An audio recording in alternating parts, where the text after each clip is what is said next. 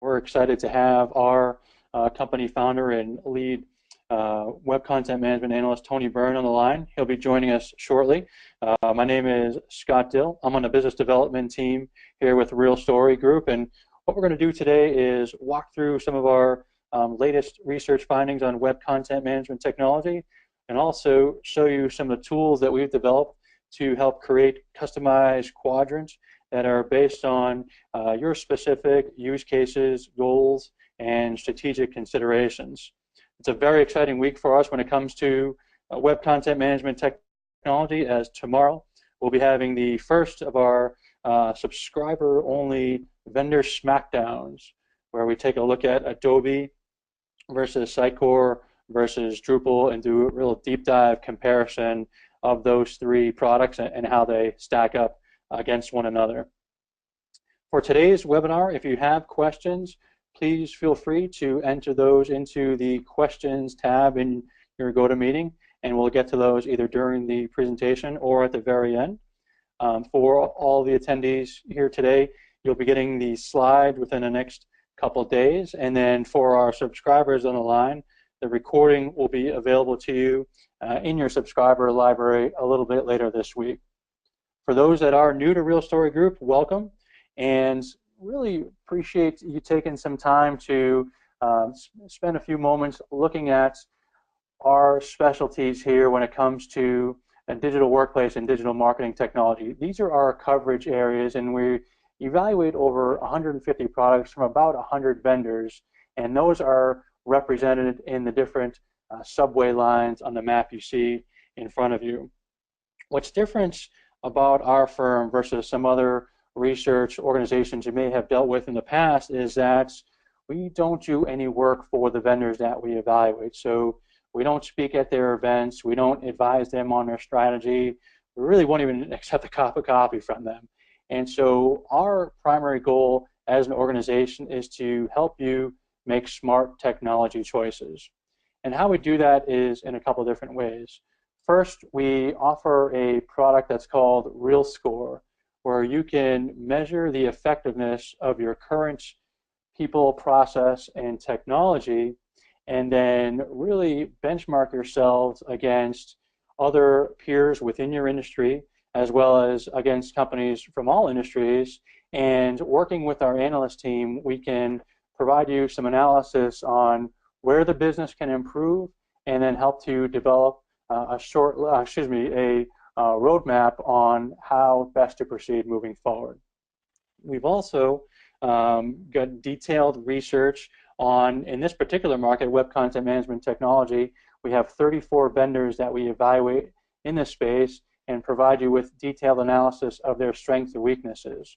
We also, as I mentioned earlier, have tools where you can actually compare those vendors side by side with each other and develop a short list from those comparisons based on your specific criteria. We want you to really select the technology that's going to be the right fit for what it is that you're looking to do. And with that, Tony is going to walk you through some of the different ways in which you can do that. Great, thanks, Scott. Well, I love this topic of selecting technology. It's really why we exist as a company, and I'll tell you a little story in a second about how we even started that way. But you know, it's so critical to have the right technology in your digital initiatives. It isn't, you know, everything that you need. Obviously, there's a lot of non-technical issues that you need to address and be successful with. But what we find is that in these digital journeys, that getting the right technology at the beginning, that gets the boat pointed in the right direction, you know, for the first few dozen, 100 kilometers, and then you can make adjustments from there. So it really bodes well for you and your team if you can get the right fitting technology. Now, unfortunately, when it comes to selecting tools, including web content and experience management tools, a lot of times people turn to waves or quadrants, things like this. This is a joke that my friend Martin White came up with about the mystical quadrant. And it was a quadrant like this that I found working as an actual implementer of these tools 15 years ago, and I thought it was so inaccurate. It was making us be, you know, very difficult for us to succeed on behalf of our clients, and I thought there had to be a better way to tell, you know, the real story about how these tools work and don't work, and the right way to select the tool that's going to be the best fit for you. So how do we do this then? It's very common in WCM for people to look at this from kind of a feature perspective. And in our research, we also look at features and services as well. And you can see these three columns: technology services on the left, content services in the middle, and then experience or actual customer-facing services on the far right. And it's important to understand how these tools work in this regard. Certainly, we go into a great deal of detail in our research, but you really want to step back from just looking at this from a feature perspective. Instead, you want to dig a little bit more deeply in terms of what are your needs and then what are the vendor's tendencies. So I'm going to talk a little bit about that over the next half hour or so in a WCM context. So first, we've already covered off the first part of the agenda, which is the wrong way to select these tools, just to do feature checklists or to go to a magic quadrant, something like that. Instead, I'm going to suggest that you understand some marketplace trends. You place yourself on a complexity spectrum, which we think is the best way of describing the market. Then assess that marketplace itself. As Scott mentioned, it's highly fragmented, 34 vendors plus others. Consider some key architectural issues and vendor intangibles, and then go through the right way to select. So this is going to be very rapid fire, but again, if you have any questions, comments, anything you'd like to add about your own experience, feel free to put it into the questions tab and go to meeting. So there's some macro trends going on in WCM, both with respect to customers and marketplaces. We've seen a general sort of professionalization of digital, which is a good thing on the whole, but also has tremendous effects in terms of what's happening with these tools, which are becoming much more complex, much more power user oriented, requiring much heavier customization than we've seen 5 years ago. Organizations, customers like you are definitely getting more value out of their WCM tools, but we're also seeing still persistently high degrees of frustration, both out there in the broader community and certainly among our own subscriber base, which tends to be larger Global 2000 firms, frustration with the tools that they have, and looking and asking themselves, really, should I be considering something else? So in terms of the marketplace, as Scott mentioned, obviously highly fragmented. There's no real market leader. There's a lot of different delivery models now these days. Cloud, obviously a big one. We'll be talking about that. Endemic skill shortages, particularly with some of the more popular tools. And this is a pretty big issue because WCM technology often adds a pretty significant layer on top of the underlying application. So if you're just a .NET or you're a Java developer, it doesn't mean you're going to be able to pick up Sitecore or Adobe or something like that right away. We're seeing some semi-regular switching, so that, again, I think suggests both the anticipation of greater value and some of the frustration. So we see certainly organizations in our subscriber base sort of reflecting and re-examining every 3 to 5 years so they have the right system. And in some cases, this is leading them to multiple tool usage, which is an interesting trend and something to think about even in your own selection. But one of the big things to really ask yourself before you get into features is to really understand where your digital needs reside on this spectrum of complexity. And in particular, in a marketplace that makes a distinction between platforms versus products. So now the vendors themselves won't categorize themselves that way, but we certainly do. On the one hand, on the far left here, you have platforms which are more costly, but also more functionally rich. They certainly are more complex, which is where some of that richness comes in, and have a greater time to deploy, as opposed to simpler out-of-the-box products, which are typically cheaper, simpler, faster time to deploy. You can often use in a multi-tenant cloud environment, but they're going to be functionally poorer, and so there's going to be points perhaps with a simpler product where the answer is just no, as opposed to how much will it cost for me to make this happen. And so from a customer perspective, I think you really want to be honest with yourself about just the sophistication of your own digital efforts and your teams and what you're trying to accomplish. There's definitely a tendency, a much greater tendency, to overbuy platforms rather than to underbuy. In other words, most organizations buy more WCM technology than they need, and as a result often end up being slower and less effective. So a good way to do this, to assess your kind of readiness for this, is to benchmark yourselves. And you can certainly find some benchmarking tools on our site. If you go take a look at RealScore, you can find benchmarking tools elsewhere. But the key thing is sort of, first of all, customer know thyself. And so this is important because the marketplace runs this whole spectrum too of very complex tools on the far left, and then simpler products on the far right, and then there's this whole kind of spectrum in between. So these are the 30 some odd vendors that we evaluate right now. They've all been in the marketplace for at least 5 years, in many cases 10 to 15 years. They run the gamut in terms of geography and license model and so forth. But again, we think this sort of product versus platform distinction is really important. And so what we would say is everything to the left of this red line, you better have in-house developers to customize and extend and implement this tool. Everything to the right, you could get away without a developer, although in some cases you may still want to turn to a developer or a third-party implementation firm to help you out. Now, what we see happening in 2017, which is really interesting, is that what's happening here is that this line is kind of shifting. These tools are becoming more complex, and you need to understand the implications of that, because that means that, you know, even for some of the lower end platforms like WordPress, you better start thinking about maybe having your own in-house WordPress talent to be able to leverage that platform. The other thing we see is that these legacy platforms, they've been disappearing for a while. I think they're largely going away. These are systems we like to say that you typically leave rather than adopt afresh. But still, you have a lot of choices. The system's becoming much more powerful, also more complex. And so that's why it's so critical to follow the kind of agile selection process that we're going to be recommending here. And you know, the complexity comes in a lot of different places. We could show you screenshot after screenshot here, particularly in things like rules and targeting engines, where we believe the vendors are actually pretty far ahead of the customer needs here. They certainly demo very well. Actually using them is another story. Of course, one of the big architectural trends of the last couple of years is this notion of headless CMS, where in a traditional CMS, it's both end user, visitor facing, as well as author facing, and so it both manages the content as well as serves up the digital experience, typically a website. In a headless CMS, you just manage the content. It sits in a kind of a presentation neutral data store repository, and then different applications consume that content. They provide the head or the actual, you know, user-facing, end-user-facing environment. And headless is very attractive now because of the classic separation of concerns. It's certainly popular among enterprise architects. It's this idea that I have a lot of interactive experiences that I want to be able to support, and I don't want my CMS to have to drive all those experiences. So it makes a lot of sense. I think you're going to need to think about very clearly what will render under Caesar and what won't. We've been making the case for head optional systems. Head optional means that they can, certainly the CMS can drive the experience itself, but it can also serve in headless mode, where it's just a repository that can be accessed by whatever sorts of applications.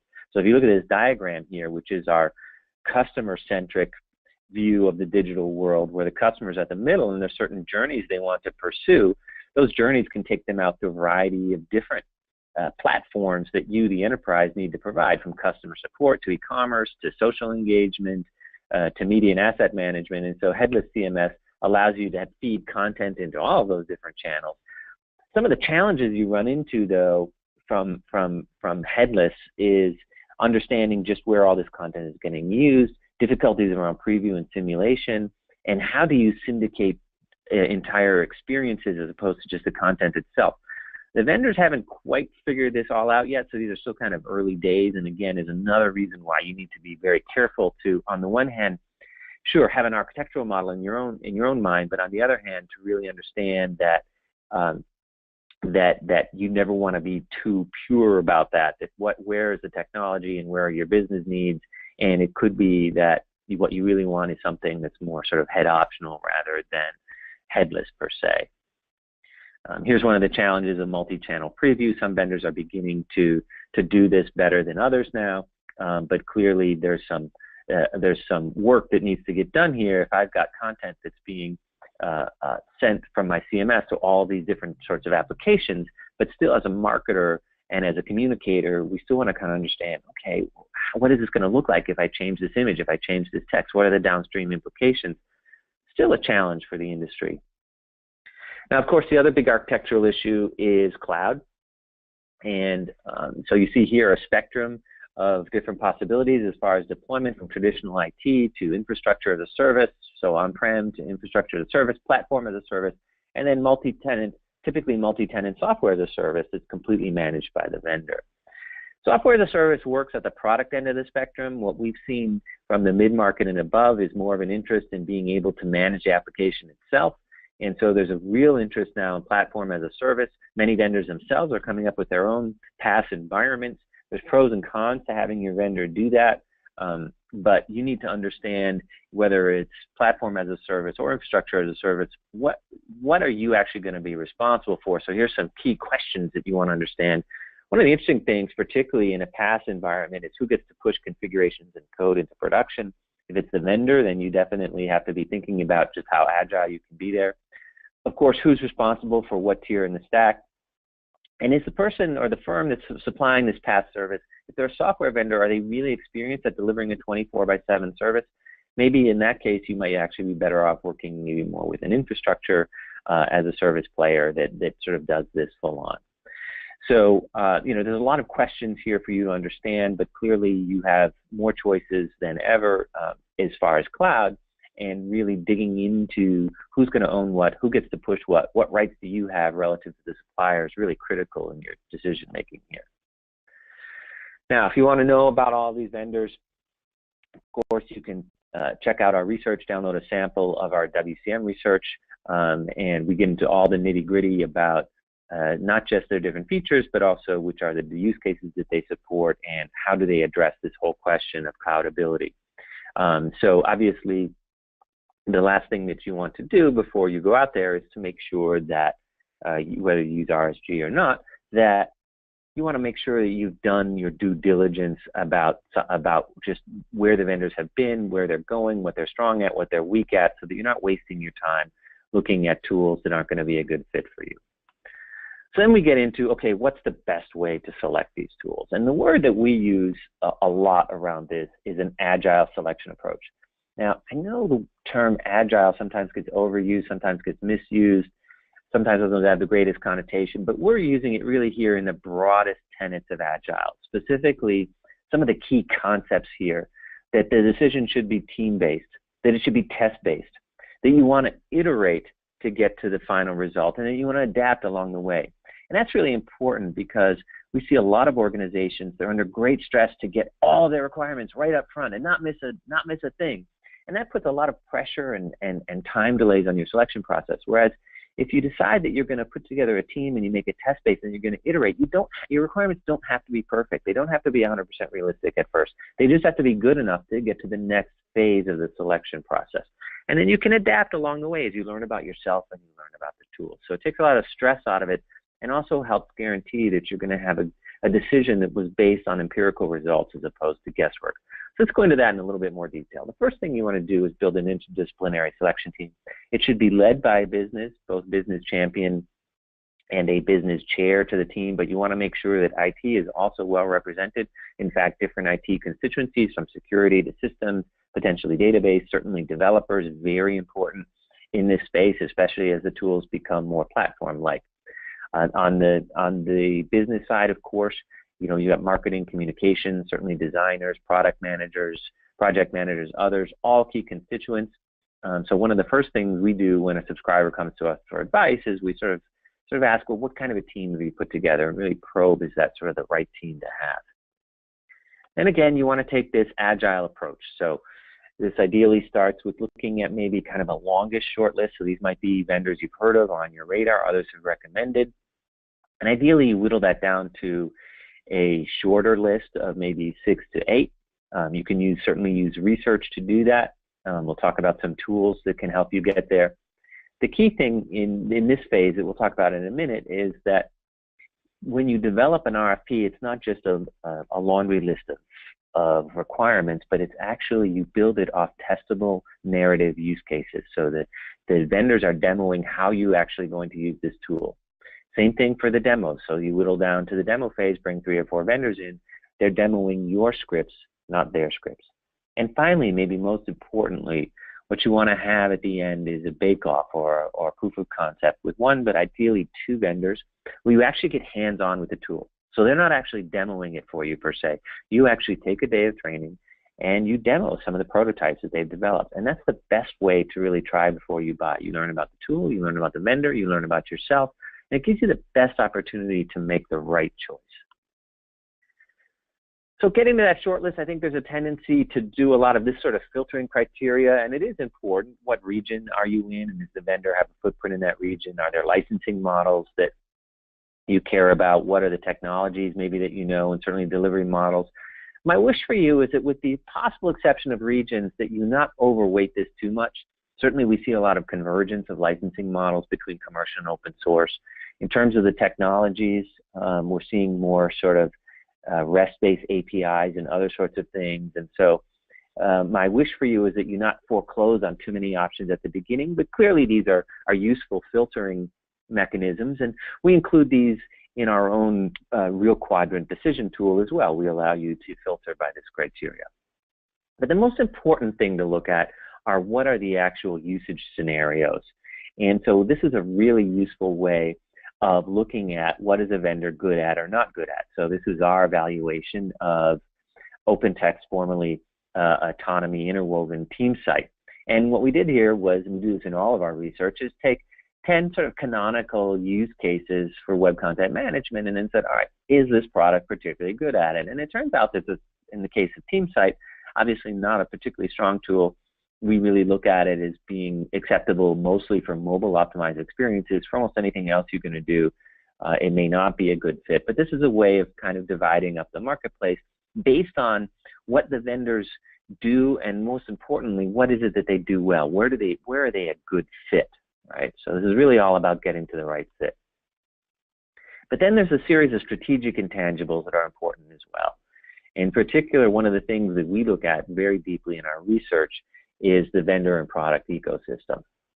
And we often find that the strength of that ecosystem is maybe the best predictor of the long-term viability of that particular tool.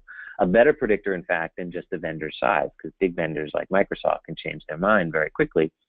But products and vendors with really strong ecosystems, we tend to find that those technologies tend to endure, and also the customer has a richer set of choices when they want to make changes or enhancements to the system. So clearly there's a number of strategic intangibles that are critical here. One of them that we look at very closely in our research is product ecosystem. Now, one of the things that you can do with Real Story Group is try this out yourself. In other words, go to our Real Quadrant shortlist generators in the tools area of our site, pick a marketplace like web content management. Then you can weight some of the attributes that are important for you as far as both the initial filtering things like type of technology, but more importantly, what are the different scenarios that are going to be critical for your organization, and what are some of the strategic intangibles like ecosystem, like technical modernity, like total cost of ownership, to weight those things and generate your own custom quadrant that is much more real for your particular organization. So I'm coming full circle here from 15 years ago, where I worked with a firm that was really under threat, in a sense, from these inaccurate quadrants out there, to really now with a company that enables you to develop real quadrants just for yourselves. Now, once you get past the short list, how do you actually put together the RFP? And what you want to do is stay away from these checklist type requirements. Vendors have seen them all. They can check all the boxes. What you want are narrative journeys. So this one is creating a new microsite, and there's part science and part art to this science, in as much as they should be structured art, in as much as you really want to try to, as best you can, to tell a story that can then be tested by key stakeholders in your organization. And don't hesitate to change these stories as you learn over time. You may learn some things in the vendor proposals that then change it for the demo round. You'll learn some things in the demo round that then you change for the bake-off. So this is designed to be adaptive, but most importantly, it's designed to be real and testable and hands-on. So you go through this whole process, you test via scenarios, then custom demos, then test again. So it's constantly a test-based, very empirical process. And in the end, what you really want to get to is fit. And it's been very interesting with our subscribers. Oftentimes they'll bring us in to help facilitate some of this decision making. And our approach is, hey, look, there's a number of things that are very important here. Scenario or business fit, certainly technology fit, partner fit, value fit. You're always going to be dealing with these sorts of trade-offs. You may not get the perfect system, but you can get the one that delivers the best business value by having all these different stakeholders weigh in, and then we often then facilitate a process of ranking the different vendors and hashing it all out, and then ultimately using a structured approach to get to the right fit, right? And at the end of the day, it's not about static quadrants or someone saying that, hey, Drupal is great, work for me, it's going to work for you. It's what's the best fit for you. Going through an empirical test-based process is what gets you there. So here's some handy links for some of the things I talked about. This vendor map in the background you can find on our site. Real Quadrant is the quadrant builder customized for you. Real Score is how you can benchmark your effectiveness before you even begin on this journey. And so now we'll open up to questions from you. Feel free to use the questions tab in the GoToMeeting panel to ask whatever questions you may have. And we've got a couple minutes, Scott, to address that. But first, I'll let you wrap up here with some contact information. Absolutely. Thanks, Tony. We've got a couple numbers here that you can reach out to if you'd like to speak with us directly. You can also email us at explore@realstorygroup.com. And what we can do is actually take you on a behind-the-scenes tour of the Real Story Group subscriber experience, so you can see the Real Quadrant tool in action along with the Real Score benchmarking application. Just a quick reminder that there will be a webinar tomorrow for our subscribers where we'll be doing a bit of a smackdown, if you will, of Adobe versus Sitecore versus Drupal. Also, Tony and the rest of our analyst team are available to you as subscribers, and you would have direct access to all the authors of the research with a subscription. We've been fortunate enough to work with 15 of the Fortune top 20 and over 3,000 customers in over 60 countries around the world. So that's the experience that we bring to bear as part of those advisory discussions with our customers, where we can really learn from some of the best practices of those enterprise type technology customers, and also what could possibly go wrong either in a selection process or as you're looking to assess how effective you are with the technology that you have in place.